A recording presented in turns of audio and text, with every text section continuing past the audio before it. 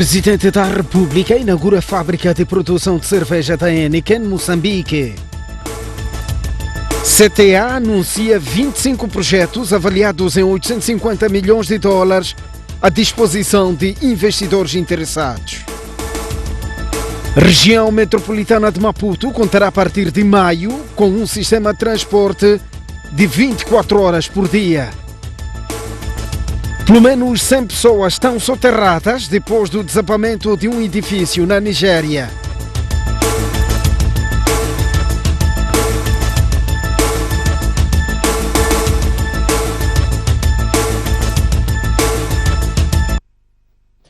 Muito boa noite, este é o Jornal. O Presidente da República inaugurou hoje a fábrica de produção de cerveja do Grupo Heineken, Moçambique. O empreendimento, localizado na localidade de Bobole, distrito de Marraquém, província de Maputo, custou 100 milhões de dólares e vai produzir 800 mil litros de cerveja por ano.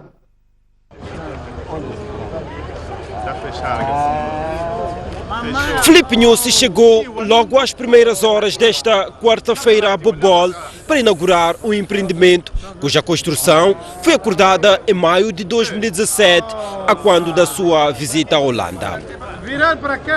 Descerou a lápide e cortou a fita que marca a abertura oficial da fábrica do grupo Heineken Moçambique, um investimento de 100 milhões de dólares que vai produzir 800 mil litros de cerveja por ano. A fábrica está dotada de uma das mais recentes tecnologias da área e vai usar matéria-prima nacional, com destaque para milho, produzido por mais de 1.000 agricultores da vila de Catandica, distrito de Barue, província de Manica. Perante cerca de 500 convidados, entre membros do governo e dirigentes de empresas públicas e privadas, o PCA do grupo explicou os detalhes do investimento. So we are investing in Mozambique for the long term, and I hope our investments will benefit many groups of people and the country, of course, as a whole. With our total investments of about $100 million, we have created, for the moment, 200 direct jobs. 96% of those jobs are filled in by Mozambicans. We will most likely create even more jobs and income in the future as we will grow. Enche de orgulho a todos os moçambicanos. O Presidente da República recordou que mais de 90% do setor industrial é composto por pequenas e médias empresas e referiu que a abertura de uma grande fábrica como esta reforça o investimento direto estrangeiro. Temos motivos bastantes para encarar as grandes empresas como parceiras estratégicas para tornar de facto a indústria um setor determinante para a transformação estrutural da nossa economia. Na verdade, este empreendimento é só uma pequena amostra dos esforços que o governo tem estado a fazer para atrair novos investimentos com potencial para induzir o desenvolvimento da nossa economia, quer através da diplomacia econômica, assim como por via da revisão do pacote legislativo. Filipe Nussi mostrou ainda interesse em ver o grupo Heineken a apoiar o Campeonato Nacional de Futebol. Todo o povo moçambicano clama de um campeonato nacional onde as 16 equipas ou 14 jogam umas às outras. Que tal ser o patrono Heineken viabilizando este projeto? Acolheram o desejo e vão avaliar e vão ver aquilo que podem fazer. Se não puderem hoje, vão fazer um dia. A construção da fábrica durou 12 meses e criou 200 postos de trabalho direto e outros indiretos. A unidade fabril vai produzir 5 marcas de cerveja. O Presidente da República, Filipe Nussi, visita Portugal no segundo semestre deste ano. O anúncio foi feito hoje em Maputo pela Secretária de Estado dos Negócios Estrangeiros e de Cooperação daquele país. Sem avançar datas específicas, a Secretária de Estado dos Negócios Estrangeiros portuguesa revelou esta quarta-feira em Maputo, que Filipe Nhussa visita Portugal entre julho e dezembro deste ano para participar da cimeira bilateral entre os dois países. Vamos ter o privilégio de contar com a presença do Sr. Presidente da República. Eu estive com o Ministério dos Negócios Estrangeiros a preparar essa visita, que nós queremos obviamente que seja um êxito. Estamos a trabalhar para a aproximação entre os dois povos, entre os dois países, que é aquilo que querem os moçambicanos e aquilo que querem também os portugueses. No encontro desta quarta-feira com o primeiro-ministro moçambicano, também abordaram os mecanismos financeiros que Portugal tem para Moçambique e outros países lusófonos, avaliados em 400 milhões de euros. O primeiro-ministro reiterou hoje no Parlamento que o governo não está a pagar as dívidas em Matum, Proíndico, Zimam. As dívidas externas em pagamento são aquelas contraídas junto de outros países e de instituições financeiras multilaterais. Como é do conhecimento de Vossas Excelências, a explicação do primeiro-ministro surgiu em resposta à pergunta do MDM na sessão plenária de informações do governo. A bancada da terceira maior força política do país queria saber se o governo iria continuar com a reestruturação das chamadas dívidas ocultas, mesmo depois das revelações e detenções em curso no âmbito dos processos crime que correm em Moçambique e nos Estados Unidos da América. Sobre a questão do pagamento ou não das dívidas, gostaríamos de informar que as únicas dívidas externas que o governo tem vindo a pagar são a dívida bilateral e multilateral. Em relação às dívidas de Matum, Proíndico e Mame, o governo não tem estado a pagar. Já a bancada da Frelimo solicitou ao governo informações sobre o impacto das calamidades naturais e das medidas tomadas para minimizar o sofrimento das populações. Devido ao impacto das chuvas intensas e ventos fortes que estão a registrar-se no país, aliada à previsão da ocorrência nos próximos dias do ciclone tropical Idai, que está a aproximar-se do canal Moçambique, o governo ativou ontem o alerta vermelho para toda a região centro do país. A ativação deste alerta está a permitir a mobilização de recursos financeiros e humanos na sua máxima força. Por sua vez, a Renamo queria saber do Executivo que medidas foram tomadas para compensar as vítimas de baleamentos no Parque Nacional de Gorongosa. A resposta veio do Ministro da Agricultura e Segurança Alimentar. Esclarecer que um incidente questionado pela bancada da Renamo ocorreu no interior do Parque Nacional da Gorongosa. Os fiscais foram visivelmente ameaçados de morte e os agressores, na posse de paus, pedras e katanas, ameaçavam a vida destes por não terem obedecido a ordem de parar o avanço em direção a eles. E mesmo depois de um deles ter disparado para o ar como aviso. A sessão de informações do governo continua esta quinta-feira. A Confederação das Associações Econômicas de Moçambique tem 25 projetos avaliados em 850 milhões de dólares à disposição de investidores interessados. Os projetos, com enfoque no agronegócio, estão à disposição dos participantes da 6ª Conferência Anual, ou melhor, da 16ª Conferência Anual do Setor Privado, que decorre em Maputo. Sob o lema Melhorando o Ambiente de Negócios para acelerar o crescimento económico, Agronegócios como acelerador, arrancou esta quarta-feira a 16ª Conferência Anual do Setor Privado, CASP, num dia dedicado à discussão sobre os projetos de investimento e as fontes de financiamento existentes. Perante representantes de empresas públicas e privadas, para além de instituições financeiras nacionais e multilaterais, o presidente da Confederação das Associações Económicas de Moçambique, Agostinho Vuma, revelou que há 25 projetos que precisam de investidores para avançarem. Uma carteira de projetos avaliada em 850 milhões de dólares norte-americanos para que as discussões que irão decorrer nesta sala possam se traduzir em investimentos para o país. Estes projetos estão distribuídos em agroindústria, energia e turismo. Para este trabalho, contamos com a parceria do Banco Africano de Desenvolvimento.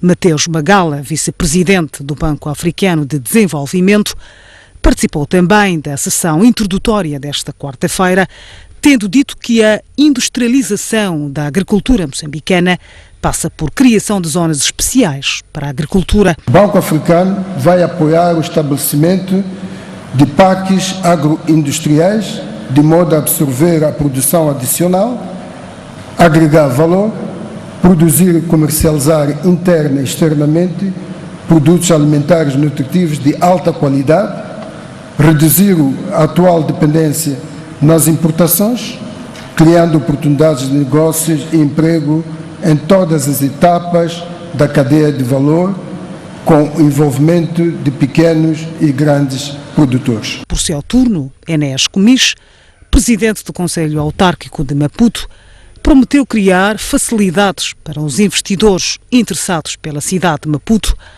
e apontou Catembe como uma área para se explorar a diversos níveis.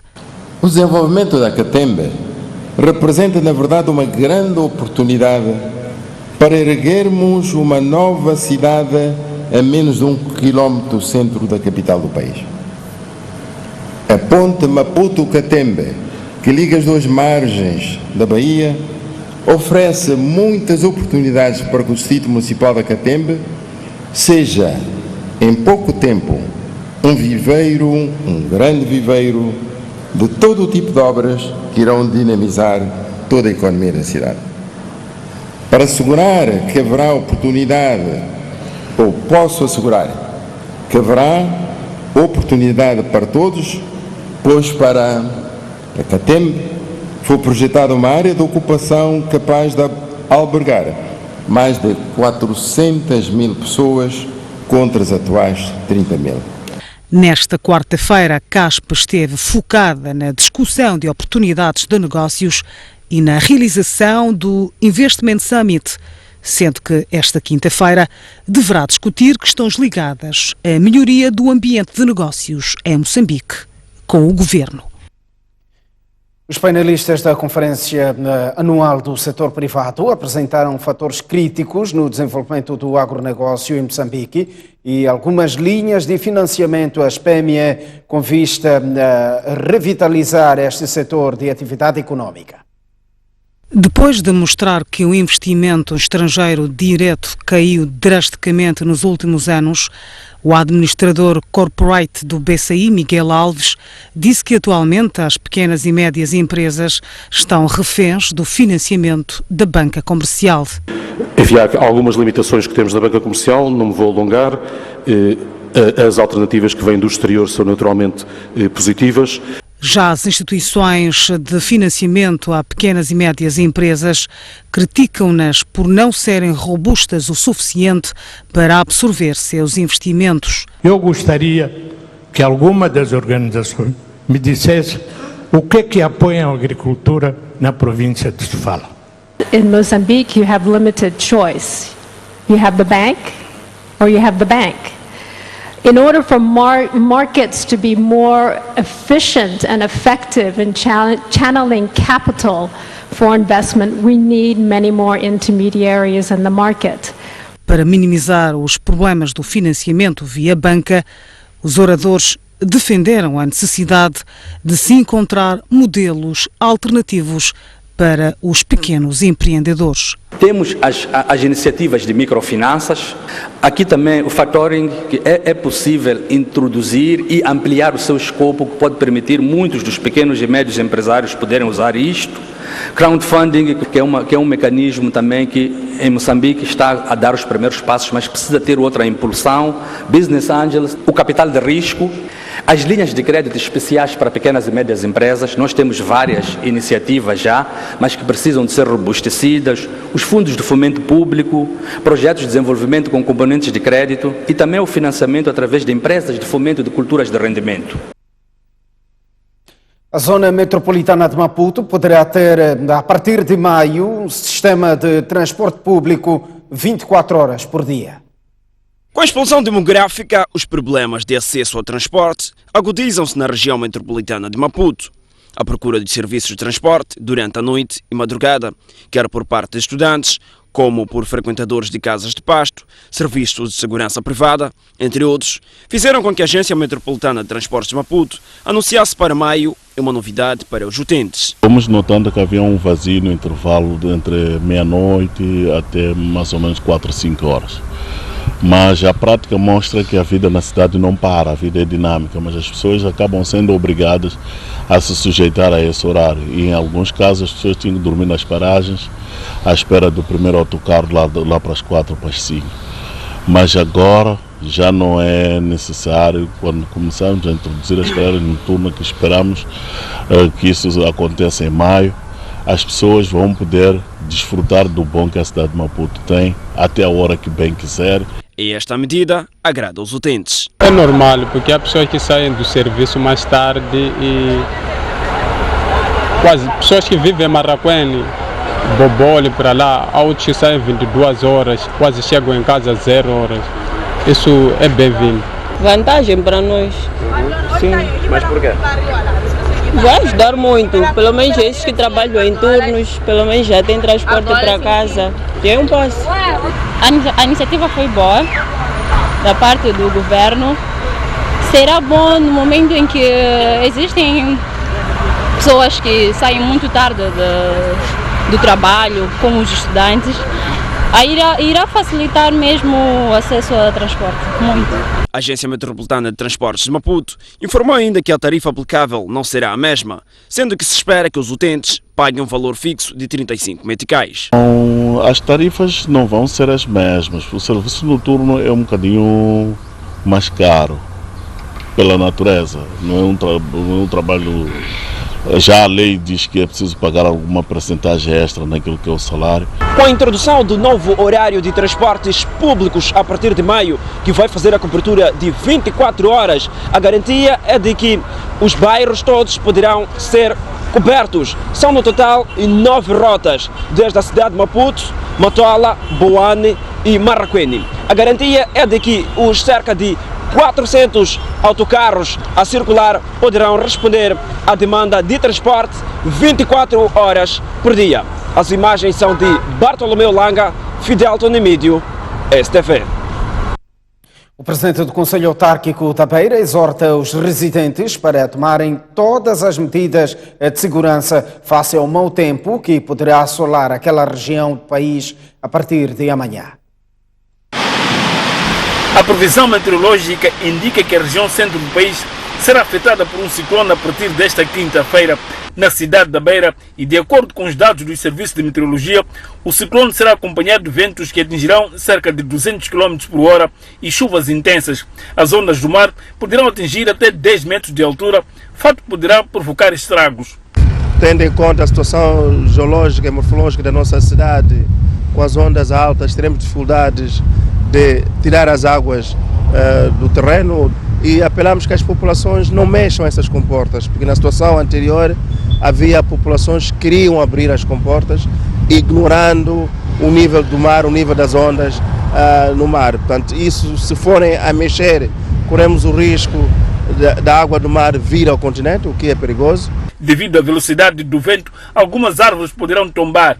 Evitem estar próximo das árvores, evitem colocar as viaturas próximo das árvores. O Conselho Autárquico da Beira é de opinião que os pais e ou encarregados de educação devem prestar maior cuidado com as crianças. Evitar deixar crianças à solta, sobretudo amanhã as crianças pequenas que vão às escolas, seria bom que não fossem à escola. O governo de Sofala exortou a população deste ponto do país a preparar a sua logística. Preparar a reserva de alimentos básicos e água, aprovisionamento de combustíveis, lanternas e velas para a iluminação, reforçar os tetos e janelas para não permitir a entrada do vento, conservar bem os documentos e livros escolares para não molhar. O governo da província de Sofala apela a todas as populações a acatarem as recomendações que são divulgadas pelas autoridades locais. E a passagem do ciclone Idai nas zonas centro e norte do país entre os dias 14 e 15 de março corrente colocará em terra os voos marcados desta quinta-feira, tendo como destino ou partida as cidades da Beira, Climane e Chimoio. Ainda nesta quinta-feira, a mesma medida deverá afetar os voos do período da tarde, tendo como destino ou ponto de partida a cidade de Nampula.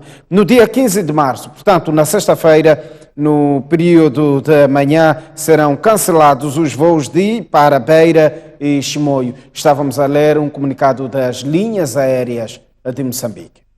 Arranca esta quinta-feira na Zambésia a campanha de vacinação contra a poliomielite. Entretanto, nas zonas afetadas pelas intempéries, arranca 2 dias depois devido às dificuldades das vias de acesso.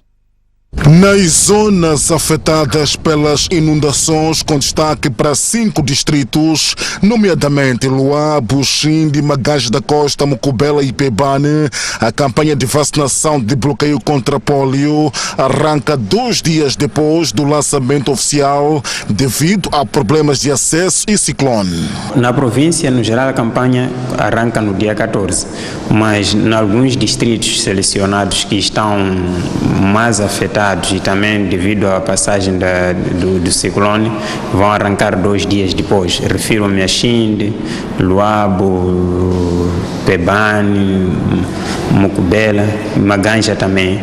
Estes vão arrancar 2 dias depois devido à situação que estão a enfrentar e que poderá piorar nos próximos 2 dias.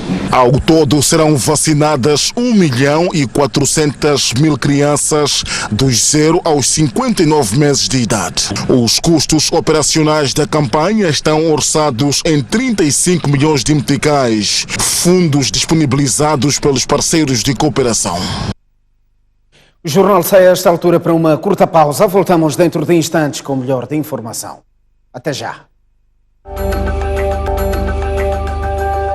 Muito boa noite, uma vez mais estamos de volta ao jornal.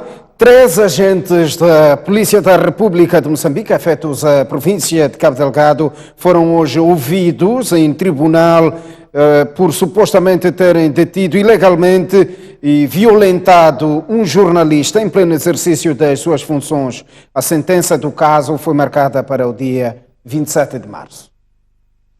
Violência no exercício das funções é o crime de que são acusados 3 membros da Polícia da República de Moçambique que alegadamente no dia 7 de abril de 2017 ordenaram a detenção ilegal do jornalista independente Estácio Valoi quando captava imagens no local público onde se comemorava o Dia da Mulher Moçambicana. Na audição, os arguidos confirmaram o seu envolvimento na suposta detenção ilegal, mas negaram ter violentado o jornalista. Não foi algemado. Mandei soltar algemas, levei-lhe para o meu gabinete para poder perceber o que estava a acontecer e por que apareceu ali, por que estava a discutir daquela maneira, o que aconteceu, porque eu não sabia de nada que estava a acontecer. Nas alegações finais, o Ministério Público e o advogado do jornalista explicaram as razões que levaram a pedir a aplicação de uma pena exemplar para o crime cometido pelos polícias, enquanto que a defesa dos arguidos pediu penas leves por supostamente não ter sido intencional. Podia não ser jornalista, estar a fazer fotos naquele dia 7 de abril. Quem aqui em dias festivos não tira fotos e na margem não aparecem pessoas? Ainda que me aparecesse se calhar um auto, não é?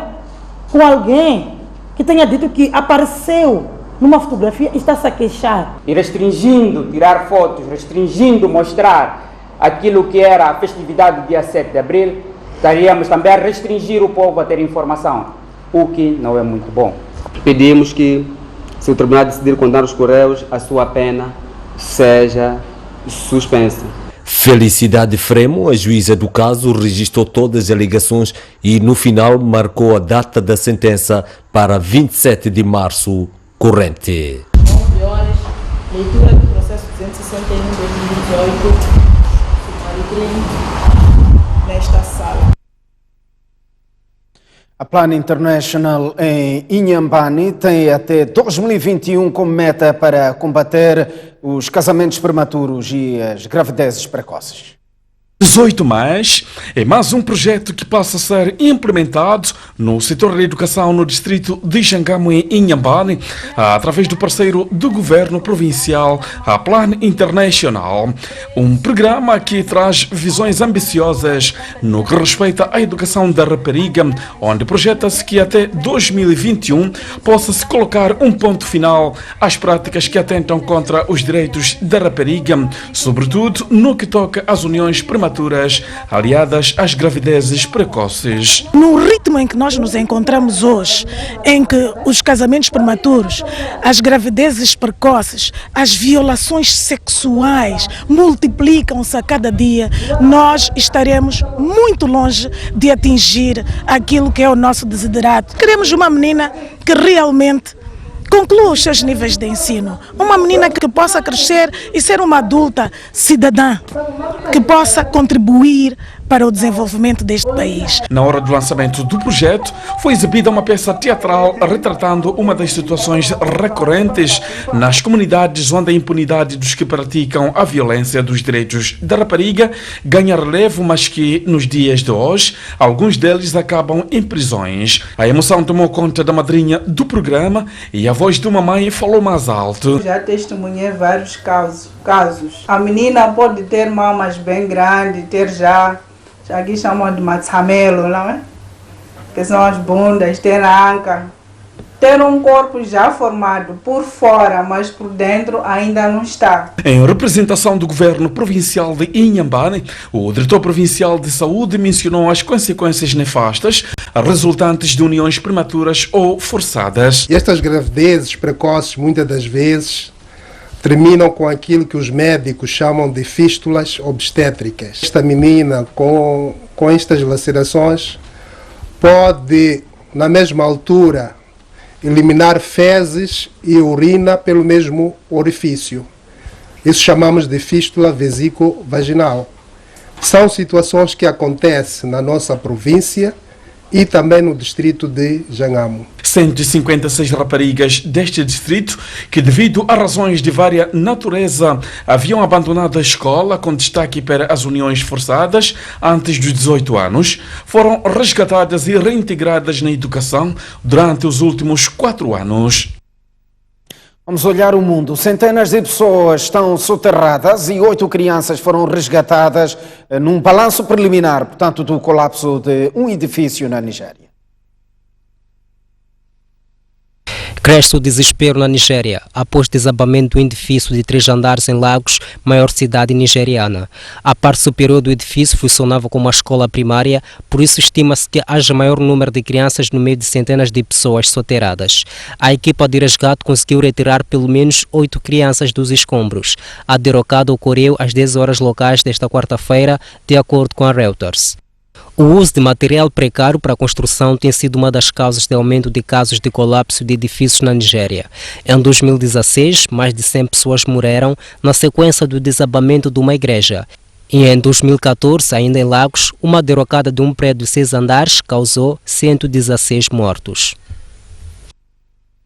A Agência Europeia de Aviação suspendeu hoje todos os voos do Boeing 737 MAX no espaço europeu. A agência norueguesa de aviação exige indemnização a Boeing pelos danos financeiros causados. Enquanto a administração Trump e a fabricadora Boeing reiteram que não há necessidade de haver suspensão dos voos Boeing 737 MAX, o número de países do mundo que mobilizam as frotas de aviões deste modelo é cada vez mais crescente. A Agência Europeia de Aviação não ficou de lado, tendo já anunciado a proibição de voos de Boeing 737 MAX no espaço europeu. A medida é prudente, mas não deixa de gerar prejuízos na economia europeia. A Noruega diz que vai procurar ser indemnizada pelas perdas monetárias que estão a se multiplicar. A empresa Boeing também sofre prejuízos financeiros, tendo já perdido 22,6 bilhões de dólares em menos de 2 dias, e suas ações caíram em 6,1% só na terça-feira. Os Estados Unidos, Japão e Canadá continuam a usar os aviões até se conhecer as causas do despenhamento do Boeing da Ethiopian Airlines, que resultou na morte de todos os 157 ocupantes. As 2 caixas negras já estão em análise. O Parlamento Britânico vota hoje a proposta de uma saída do Reino Unido da União Europeia sem acordo. A votação ocorre um dia depois de o Brexit de Theresa May ter sido chumbado, com 391 votos contra e 242 a favor. Caiu por terra o tão trabalhoso acordo de Brexit da primeira-ministra britânica Theresa May. A votação aconteceu na noite de terça-feira, tendo terminado com 391 votos contra e 242 votos a favor. To the right, 242. The noes to the left, 391. Esta é a segunda derrota de Theresa May, que agora arrisca perder o cargo de chefe de governo.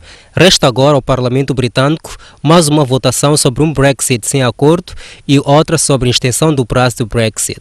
2 alternativas criticadas por May.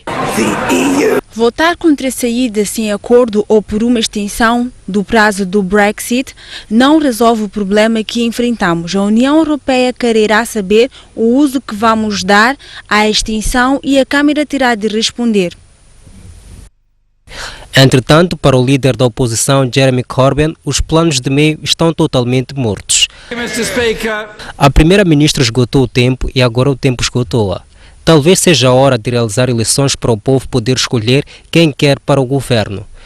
Outra alternativa que o Parlamento tem pela frente é a convocação de um novo referendo do Brexit sob uma nova liderança. O Parlamento Europeu reuniu-se esta quarta-feira para debater as implicações da reprovação deste acordo. Entretanto, tanto o Presidente da Comissão Europeia como o negociador-chefe da União Europeia já adiantaram que não haverá mais concessões ao governo britânico e que a União Europeia fez de tudo quanto podia.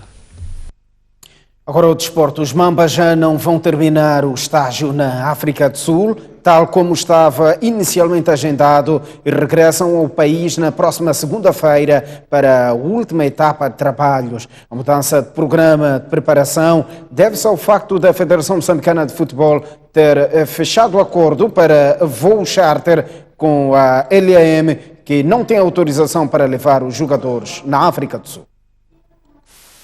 Contrariamente ao que inicialmente estava agendado, nomeadamente que os Mambas partiriam da África do Sul diretamente para Guiné-Bissau para o jogo decisivo do dia 23 de março, já não será assim. Os jogadores que se encontram na África do Sul regressam ao país na segunda-feira para se juntarem aos restantes que atuam fora de portas para a última etapa de preparação, devendo partir na quinta-feira, 21 de março, para Bissau, onde irão defrontar os Jurtos.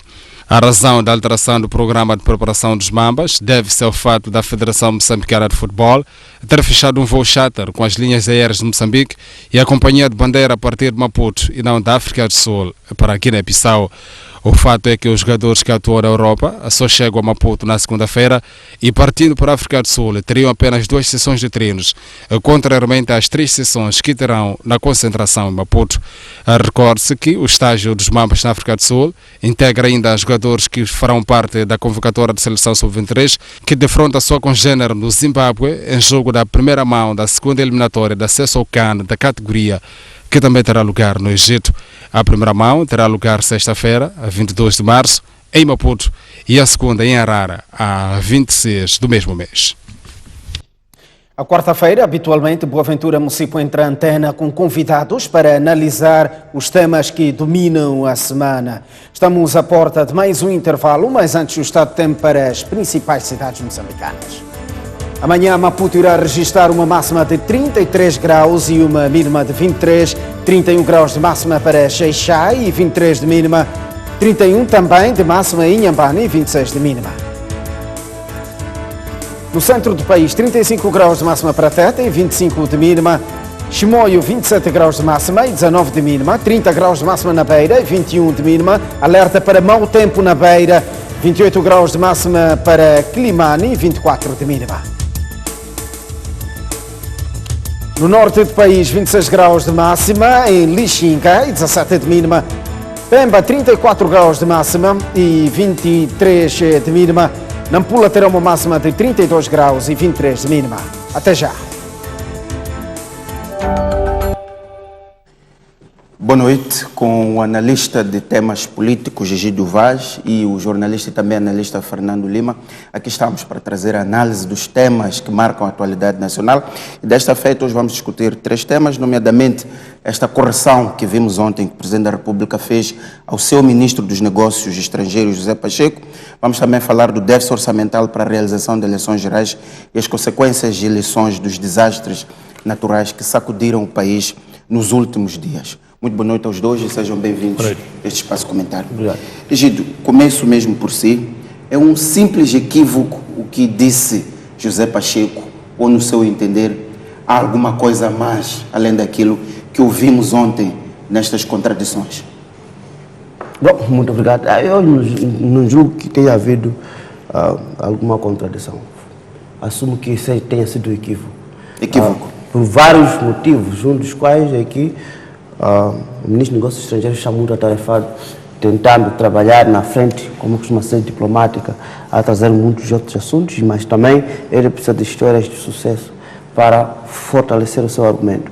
É possível que tenha passado despercebido que os 50, aliás, mais de 400 homens, na verdade, incorporados, que passaram por um curso muito brevíssimo, depois de servirem o serviço militar obrigatório, tenham sido, de facto, pessoas que não vieram de lado nenhum, e mais principalmente da sociedade, e que ele tenha querido, digamos assim, aduzir o seu argumento do caminho pela paz e pela estabilidade que o país estava a trilhar ao seu discurso. E, portanto, em boa hora, o Presidente da República tratou de não saber retificar a narrativa. Mas achaste razoável este equívoco, considerando José Pacheco é um dos ministros mais experientes neste governo, foi governador, foi vice-ministro, foi ministro de várias pastas. Segundo, é um dossiê complexo e bastante sensível. Aliás, pouco depois das palavras de José Pacheco, Arnam veio logo a seguir a dizer que era mentira o que estava a dizer o ministro.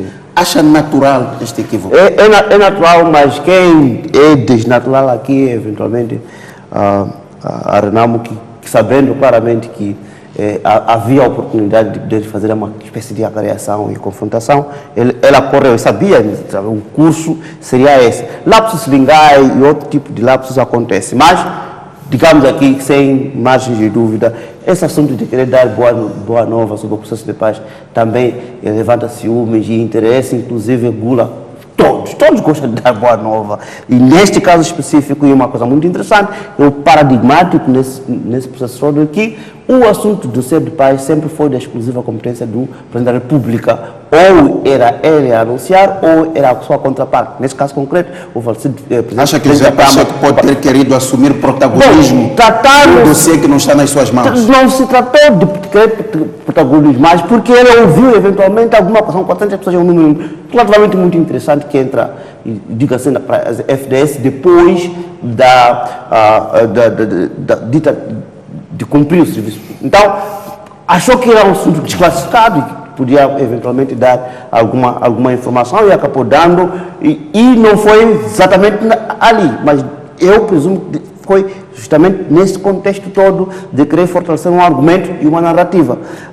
Atenção, a conferência que ele estava a dar e o contexto era de capital importância, eventualmente de seduzir aqui alguns elementos sobre que é para, eu digo que é para fortalecer o argumento do caminho de paz em que, porque o então, corrigiu-se em boa hora, e eu julgo que, do ponto de vista de gestão de crise, nós aqui é que estamos a tentar fazer agravo e não necessariamente os agravos, porque em boa hora... Não há gravidade nenhuma neste bom, é um equívoco que foi há bom tempo e em sede própria corrigido. Muito bem.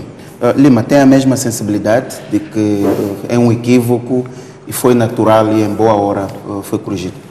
Bem, que foi em boa hora corrigido, sim, e teve que ter a intervenção do Presidente da República. Agora, que foi uma gafe, claramente, eu não tive a oportunidade de falar com o Ministro dos Negócios Estrangeiros para ouvir a sua versão do assunto. O Ministro estava a falar com uma delegação de Portugal, exatamente uma delegação de Portugal que vem preparar a deslocação do presidente Nyusi a Lisboa. Portanto, era um momento muito particular e, portanto, não sei se o ministro quis impressionar a sua contraparte portuguesa ao falar dos 400 homens, e é assim, em termos, digamos, clínicos, o processo de paz tem os seus sinais vitais controlados, tem a respiração controlada, mas não deixa de estar nos cuidados intensivos. Então, anunciar que há 400 homens que estão a ser integrados, primeiro o número é muito grande e é um número sensível, e depois, como disse a RENAM e como disse o próprio Presidente da República, não corresponde à verdade. Aliás, o assunto é tão sensível que ontem se arranjou nos bastidores uma forma do Presidente da República fazer com que estava a deixar cair um comentário. Portanto, entendo que no fundo não foi apenas um equívoco. Não, o equívoco foi, mas é um equívoco resultante à partida de uma má informação que eventualmente o ministro possa ter recebido. Ministro, aliás, não é a primeira vez que o ministro tem estes equívocos ou estas gafes. Outro dia também disse que o processo do VTB estava bem encaminhado. Há alguma evidência de que a dívida com o VTB está bem encaminhada? Não temos essas evidências, mas também não temos evidências que as discussões com o ministro Lavrov da Rússia eram para discutir o assunto do VTB. Portanto, é assim, o processo de paz está a avançar. Na próxima semana, eventualmente, aparecerá a lista dos oficiais para a polícia. Depois, eventualmente, aparecerão as listas da reintegração da RENAM, mas são assuntos extremamente sensíveis e, por serem muito sensíveis, aqui nas últimas semanas houve 2 encontros entre o líder da RENAM e o Presidente da República. Portanto, Lima, vamos ainda a este assunto. Vimos também que o Presidente da República reagiu logo após a sessão do Conselho de Ministros, o que não é habitual. Portanto, nota-se também que houve aqui uma intenção do Presidente de querer proteger o rumo do diálogo político com a RENAM. Certo, e não só. O assunto das conversações com a RENAM é um assunto muito sensível no Governo e na Frelimo. E a Frelimo tem um encontro extremamente importante no fim deste mês. Qualquer ruído, qualquer dissonância em termos de quadros superiores do partido, e lembremos que José Pacheco já esteve à frente das negociações com a RENAM, isto pode provocar contradições e controvérsias desnecessárias no seio da Frelimo. Mas há pessoas na direção da Frelimo que não veem com bons olhos este diálogo com a RENAM. Portanto, Nyusi, que é de algum modo um dos donos, por assim dizer, deste processo, veio a terreiro afastar esta não controvérsia, tentando que isto não fosse uma não controvérsia, depois da própria RENAM ter dito que o ministro está a mentir. E foi esta a expressão que foi utilizada por Magibir. Muito bem, vamos avançar, vamos para o nosso segundo tema, que é o déficit orçamental para a realização das eleições gerais. Egídio Vaz, vou assim, 8 meses da data das eleições, portanto 15 de outubro, o déficit orçamental para as eleições é mais do que a metade do dinheiro que está calculado para o processo todo. O governo disponibilizou 6,5 mil milhões de meticais, equivalente a 44% do valor global.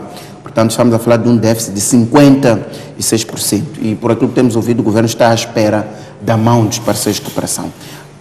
Esta questão, este ponto levanta a velha discussão se eventos como processos eleitorais devem estar dependentes de donativos ou de financiamentos externos, se tratam sobretudo de questões de soberania, reforço da nossa democracia, legitimação do poder. Faz sentido que estes processos sejam condicionados com dinheiros que não temos certeza se vamos ter ou não? Bom, em teoria não faz sentido, porque há sempre uma questão de orgulho e de domínio da agenda. Todavia, a história da democracia e dos processos eleitorais em Moçambique provou claramente que esses processos nunca falham. Aliás, temos também nossos amigos que nunca nos deixaram na mão. Mesmo agora, a 60% aproximadamente 60% do orçamento. O processo, para já, o processo não está nem inclinado, muito menos atrasado do ponto de vista do calendário e da execução das atividades previstas. Só para recordar que no processo eleitoral de 2013 e 2014, pelo menos em 2013, tenho certeza absoluta que foi todo ele financiado por fundos próprios, mas também vinha das mais-valias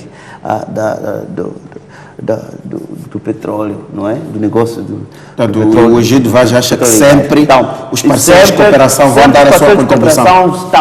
Estão sempre dispostos para avaliar isso, até porque não sei, eu posso ser especulativo, porque a expectativa eventualmente é de tirar a Frelimo do poder, eventualmente por isso sempre vão financiar e não vai morrer essa expectativa de ver um dia. Mas achas que os parceiros de cooperação vão financiar o que querem tirar? Eu estou a dizer que estou sendo especulativo e um pouco mais sarcástico. Exato. De uma ou de outra maneira existe uma cultura institucional, até porque quem dirige esses destinos é o Partido Frelimo, e a Frelimo mesmo em situações difíceis, como poderia acontecer em outros países, sempre foi, pelo menos nesse caso aspecto, foi fiel, que os processos eleitorais, custe o que custar, e dentro daquilo que é possível fazer, vai-se buscar as parcerias possíveis e os financiamentos necessários para que leve-se avante isso. Agora, uma das coisas provavelmente esteja a fazer aqui uma espécie de desagravo, o processo não está nem atrasado, nem atividades nenhuma que estão atrasadas, os 40,4%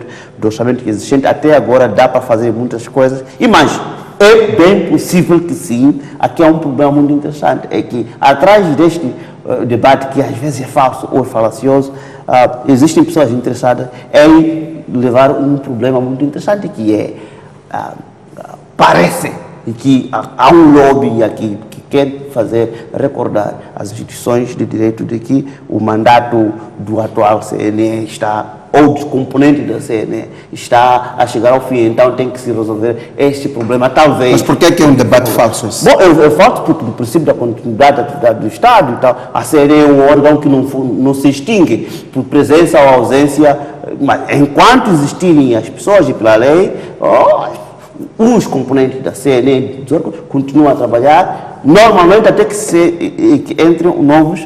Então, é um pacote inteiro de especulação e depois do alarismo, digamos assim, algum quê do miserabilismo, que se tenta levantar esse assunto, quando na verdade sempre foi assim. O país é deficitário e, obviamente, que se tem que buscar de algum sítio o dinheiro necessário, ou mesmo de algum benfeitor, nesse caso concreto, um samaritano, para fechar. E está muito mais claro, quer dizer, a confiança pelo menos existe, a vontade existe de todos os parceiros, pelo menos intervenientes do processo eleitoral, de que esse dinheiro tem que ser encontrado de uma ou de outra maneira, e eu julgo que o alarismo aqui é algo extemporâneo. Muito bem. Lima, o alarismo aqui é extemporâneo e ainda há tempo para conseguir-se mais ou menos cerca de 60% para a realização do processo eleitoral. Quero ouvir a sua reflexão em relação a este ângulo que levanta o Egídio Vaz, mas também queria ouvir a sua reflexão sobre o fato de deixarmos nas mãos dos outros, pelo menos o financiamento do nosso processo eleitoral. Se isto é saudável, se faz sentido, não, sobretudo tendo em conta as eleições. Saudável não é, nem podia ser, mas a prática tem sido essa. E o que está por detrás desta lógica é uma atitude cínica e calculista. E a atitude cínica e calculista deriva de quê? Deriva de que este modelo de democracia não é a nossa democracia, esta é a democracia ocidental. Logo, se os ocidentais querem eleições periódicas, querem esse modelo que financiem. Mas existe também outro problema, que é temos este assunto que está como uma espada apontada aos governantes, que é há 2 ou 3 anos que não há contribuições dos doadores para o orçamento de Estado. Portanto, há também este déficit de colaboração dos doadores. Havendo esse bloqueio para o financiamento do orçamento de Estado, acha expectável que os parceiros de cooperação financiem o processo eleitoral? Eu acho que sim, e é uma das perspectivas, é os doadores entrarem com uma grande contribuição. Aliás, a União Europeia já se ofereceu para financiar, a União Europeia está também a preparar um grande pacote de observação eleitoral, em que não é estranho toda a componente de fraude que houve nas últimas eleições. Agora, esta questão do financiamento externo e neste cenário de fraude, neste cenário de grande competitividade nas eleições gerais de outubro, traz este sentido de que, eventualmente, a componente externa, ao financiar, pode também influenciar, ou seja, exercer maior pressão sobre as autoridades nacionais que organizam o escrutínio, o que não é saudável. Ou seja, nós e todos os moçambicanos devem querer um escrutínio livre e transparente, mas ninguém gosta de estar sobre este patronato externo, porque põe os dólares, tem que controlar as eleições. Mas é assim, o governo do dia está-se a pôr a jeito para que existam esse tipo de pressões. Lima, de qualquer forma, as relações entre os parceiros de cooperação e o governo moçambicano não estão boas, pelo menos comparativamente aos anos antes da polêmica da dívida oculta. O governo também enfrenta, digamos, dificuldades financeiras, daí que recorreu ao financiamento externo. Não, se falhar a contribuição, pelo menos na totalidade, ou nos números em que são colocados pela CNE? Não vai falhar porque, independentemente de haver ou não a cooperação externa, em termos de gestão orçamental, em termos de cativação de receitas, há sempre uma maneira de buscar o dinheiro. Mas eu sei que isto pode ser demagógico, mas se temos dinheiro, e sei que o dinheiro vem da China, se temos dinheiro para fazer o aeroporto de Xai-Xai, por que é que não havemos de ter dinheiro para fazer as eleições? Portanto, é assim, é demagógico também concluir que as eleições estão em risco, porque neste momento não há o orçamento global. Mas, inclusivamente, esta semana foi anunciada uma nova participação da Qatar num bloco em Angoche.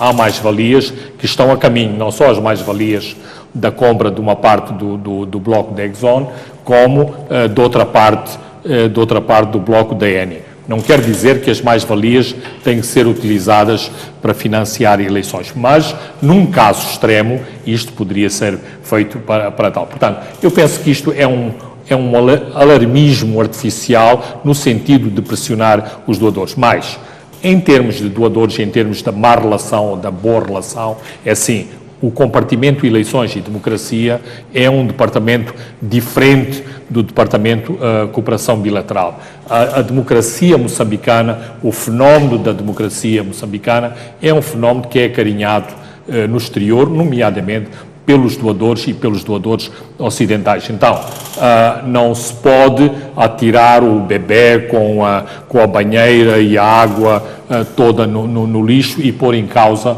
o processo democrático moçambicano, que é um processo que é seguido com muito interesse em termos internacionais. Muito bem, Egídio Vaz, os cenários que o Fernando Lima levanta de que o dinheiro terá que vir de algum lado, até porque ouvimos o Ministro da Economia e Finanças, Adriano Maliana, dizer que se os parceiros de cooperação não colocarem à disposição a parte que falta para realizar eleições, vai-se avançar para um orçamento retificativo. E Lima coloca aqui a ideia de que, se não houver esta parte, se há dinheiro para fazer o aeroporto da China, terá de haver dinheiro para fazer eleições e há dinheiro que eventualmente vai entrar ligado às mais-valias.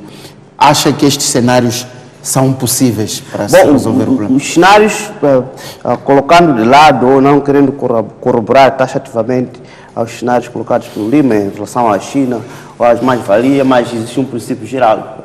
Quando falta mesmo caril, na situação de carência, então olha essa galinha mais gorda. Então vamos buscar a galinha mais gorda e vamos cortar a perna. O que significa que vamos mesmo pelo orçamento retificativo, onde algumas das prioridades para o orçamento geral de 2020 vão ter que ser sacrificadas de uma ou de outra maneira, eventualmente esperando, de facto, desta chuva ou eventualmente deste São Pedro que vem em formas de decisão final do investimento, ou eventualmente dinheiro da China ou qualquer coisa. Portanto, o princípio sempre é esse. Quando há, de facto, falta e tal, olha-se para a galinha mais gorda e corta-se a perna. Vamos amputando até lá. Muito bem. Lima, há uma questão aqui que o Egídio Vaz levanta relativamente ao mandato da CNE, que é uma questão que está a ser discutida e que pode influenciar o processo eleitoral. Egídio Vaz diz que é um alarmismo que se está a criar e não há problema nenhum. Tem a mesma posição? Bem, em primeiro lugar, eu acho que esta comissão eleitoral não deixa nenhumas saudades pela maneira, pelo seu comportamento, pela gestão das últimas eleições, nomeadamente a componente Frelimo na Comissão Nacional de Eleições. Portanto, há uma série de pessoas, muitos moçambicanos, milhares de moçambicanos, que estão a bater palmas para que esta comissão vá e vá de vez. Agora, é assim, para além da comissão, há funcionários que trabalham na comissão, que trabalham no STAI, portanto, não é por falta de haver comissão que o trabalho do recenseamento, que o trabalho preparatório das eleições não vá ser feito. E, portanto, não vejo problemas de maior pelo facto de haver alguns oficiais nesta comissão, nomeadamente os seus elementos de topo, não estarem ou haver um render da guarda nesta comissão. Não vejo qualquer problema de maior nesse sentido. Muito bem, vamos avançar para o nosso terceiro tema, que são as consequências e lições dos desastres naturais. Egidio Vaz Voacê, o país vive nestes dias, digamos, de alguma forma, o pico destes desastres naturais. Vimos mortes, 14 mortes em Tete, vimos o rastro de destruição ao longo do país, sobretudo na zona centro e norte do país. A minha pergunta é, este é um ciclo a que temos que nos habituar ou é possível fazer mais do ponto de vista de planificação, do ponto de vista de proteção das pessoas, do ponto de vista de prevenção, do ponto de vista de orçamentação? Em todas as conferências de imprensa que o INGC e outras instituições do Estado fazem, só ouvimos, precisamos de dinheiro, precisamos de dinheiro, precisamos de dinheiro, e a estender-se a mão aos parceiros de cooperação, uma vez mais, para finalizar. Não é possível fazer mais para se evitar aquilo? Bom, três pontos muito importantes. A primeira é que, de facto, começamos imediatamente daquilo que é o papel do INGC. O INGC apenas não fala de que precisamos de dinheiro, mas também ela trabalha muitas vezes com os governos locais para estender a mensagem e influenciar as pessoas para ter a noção do risco, principalmente, e depois coabitar com o risco e ter a noção das medidas de mitigação. Portanto, os governos locais, nesse momento e nesse espaço específico, são extremamente importantes. E eles têm feito bem o seu papel? Bom, o papel preventivo é o maior ativo que qualquer atividade de gestão de calamidades pode desempenhar. Agora, até que ponto isto é efetivo? Há outros estudos que mostram de que tem que ir para lá da mera informação e persuasão, né? Porque depois são meios de sustento que estão em torno disso. Porque que as pessoas continuam renitentes, estarem expostos ribeirinhos, porque está lá o ecossistema que nos permite reproduzir-se por ali. Agora, o segundo elemento muito interessante é que mas calamidades naturais acontecem quase que em todos. Inclusive em países com 200 anos de democracia, como os Estados Unidos da América, inclusive em Inglaterra e tal, sempre existem calamidades. Até bem pouco que morreram tantas pessoas nos Estados Unidos, nem parecia um país do primeiro mundo, com todos os meios possíveis, inclusive de informação e persuasão. Ou seja, as calamidades naturais situações que não se consegue prever. De uma ou de outra maneira, também, como costuma-se dizer em boa linguagem tradicional, ao anoitecer, cada cidadão se ajusta ao tamanho da sua esteira. Ou seja, de uma ou de outra maneira, esse país é concreto, com suas dificuldades, independentemente das atividades, do que se pode fazer, mas depois, no final das contas, será, de facto, quão grande é a sua esteira, quão confortável é a sua cama para tu poder estar confortável numa noite. Estou aqui a falar já a questão dos meios. De uma ou de outra maneira, estamos aqui dentro do ecossistema financeiro que não nos permite ir para lá. Por exemplo, neste momento, estamos aqui a falar do IDAI, que vem para ali. As expectativas são de ajustar a 80 mil famílias. Pela informação que eu tenho, em teoria, está o INGC preparado para resolver esses desafios, por exemplo, com mais ou menos 7 a 8 helicópteros, ou barcos estacionados por ali, carros, viaturas e tal, caminhões médicos, inclusive com a colaboração da África do Sul, o Ministério da Defesa também, que vai dar um reforço em 300 milhões de meticais, mas, acima de tudo, é que quando o IDAI chegar, nenhum helicóptero vai avançar. nenhum barco vai se fazer ao mar, nenhum caminhão vai se fazer. Então, a informação, a prevenção é muito mais importante do que necessariamente esta disponibilidade de todos os meios. E temos feito bem a prevenção, é isso que eu pergunto. A questão é que não podemos avaliar apenas pelo número de mortos ou eventualmente dos destroços. Todavia, é sempre um desafio. Tem-se feito à medida daquilo que se pode fazer e também contando, inclusive, e obviamente isso, do que se faz ao longo de todo um ciclo de gestão de calamidades.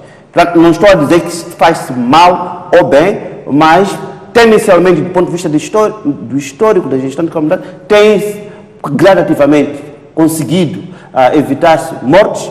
Se calhar também a capacidade de resposta tem melhorado, mas se é ou não bem em relação a outro, eu acho que mesmo morrendo uma pessoa é assunto de lamentar. Muito bem. Lima, faço a mesma pergunta. Se as calamidades é um ciclo a que temos que nos habituar como país, ou se é possível fazer mais? Bem, fazer mais é sempre possível fazer mais. Agora, as calamidades em si, não podemos fazer nada. Aliás, já estamos habituados que as calamidades naturais, nomeadamente o ciclo das cheias ou de seca, começam em outubro e terminam no fim do mês de março. É assim, é importante realçar, há um ex-ministro maldito que nestes dias anda pelas bocas do mundo pelos piores motivos, que eu penso lançou as bases de um INGC moderno, mais eficaz e mais efetivo. Estou a falar de Paulo Zucula, que lançou esta nova estrutura e uma estrutura com um rosto moçambicano, ou seja, não obstante haver organizações internacionais, Nações Unidas, que cooperam com este esforço de minimizar as catástrofes naturais em Moçambique, há um rosto de comando moçambicano, há uma estrutura moçambicana que responde por estes desastres ao nível do país. Foi assim com Paulo Zucula, continuou com João Ribeiro, com João Machatino, e eu espero que Augusta Maíta esteja a esse nível de desafio. Agora, claro que a resposta tem que ser ao nível da prevenção. Para darmos o exemplo da cólera. A cólera não é este espetáculo das tendas brancas e das macas com os baldinhos lá para atender às pessoas que estão a receber soro. É não haver as tendas brancas, ou seja, evitarmos as condições que possibilitam a eclosão de grandes surtos de cólera. Então, na situação das calamidades, nomeadamente das cheias, a situação é: quando chegar este ciclone que vai entrar entre amanhã e depois, não termos pessoas que têm que ser resgatadas no meio do Zambeze, no meio do Licungo ou na Maganja da Costa. É que todas as pessoas têm que estar fora das zonas de risco. E este esforço tem sido feito, tem sido alcançado. Basta ver que, não obstante aquilo que aconteceu no Revubo em Tete, o número de mortes ainda é muito reduzido. Cada morte é um prejuízo grande, mas o número de fatalidades mortais é pequeno. A outra questão importante é também ao nível do desempenho das construções que têm sido feitas, ou seja, é preciso penalizar esses empreiteiros vigaristas que constroem escolas, hospitais, infraestruturas públicas, que ao primeiro vento desabam. Então, há aqui um problema que alguém está a vigarizar o Estado ao vender gato por lebre. E isto também tem que melhorar. Penso que o Governo está alertado para o fenómeno, mas é preciso, tal como os pilha-galinhas aparecem em todos os noticiários da TVM, também estes empreiteiros vigaristas têm que aparecer nos noticiários a dizer: é este o senhor que não entregou as obras a tempo, é este senhor que é o responsável por tantas escolas sem telhado, por tantos hospitais sem portas, sem vidros, sem janelas, porque este aspecto, qualquer pessoa concorre a um concurso e concorre em conluio lá com o funcionário do Ministério e está tudo a andar, as tais famosas boladas moçambicanas. Esta também é uma componente importante e que tem a ver com calamidades naturais, porque assim, a estrada que hoje construímos, que tem que ter mais pontões, mais pontes, mais sítios de acesso e de circulação de água, é diferente da estrada que construímos há 20 anos. Então, o Governo que é o responsável pelas infraestruturas públicas, tem que dar essas respostas, que não são respostas apenas de quem superintende o INGC, mas também de outras estruturas que estão envolvidas neste esforço. Muito obrigado, Fernando Lima. Muito obrigado, Egídio Vaz. Este espaço de comentário de 30 minutos termina por aqui. Obrigado a esse caro telespectador que nos acompanhou. Termina também assim o Jornal da Noite. Até a próxima quarta-feira.